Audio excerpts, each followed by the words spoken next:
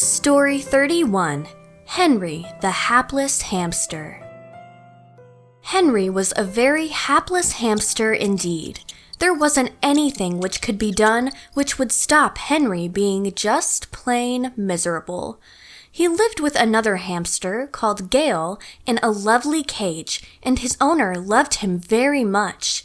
They loved Henry so much that every week his owner would bring them a special treat, such as a new toy or a different bit of food.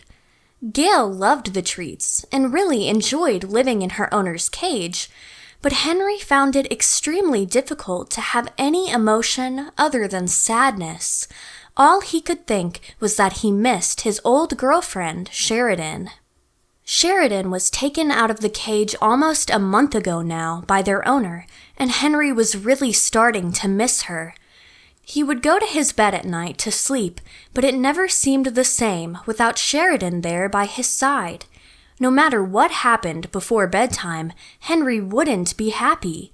Gale could tuck him in, make a fresh bed, or even give him a big hug before bedtime, but it made no difference. Henry just missed Sheridan and wanted her back.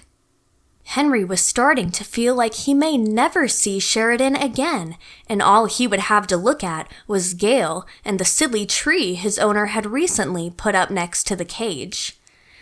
Although Henry liked Gale, she was nothing like his old girlfriend Sheridan. Henry knew that he would probably grow to like Gale in the future, but at this moment in time, he didn't want anything to do with her.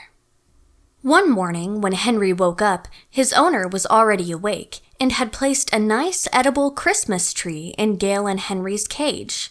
Henry liked this tree, and it did lift his mood a little, but it was what was behind the tree which really changed Henry's mood. As Henry looked at the tree his owner had put in the cage, he could see, just to the side of it, what appeared to be Sheridan.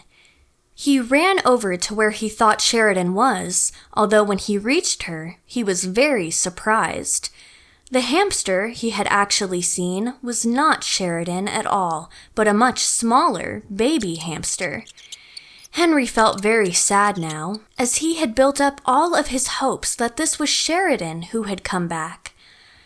Just as Henry started to walk away, he heard a voice call, "Henry!" He turned to see who was calling his name. It didn't sound like Gale's voice at all. When Henry saw who was shouting at him, his mood immediately lifted. It was Sheridan, who had been lying behind the baby hamster, out of view.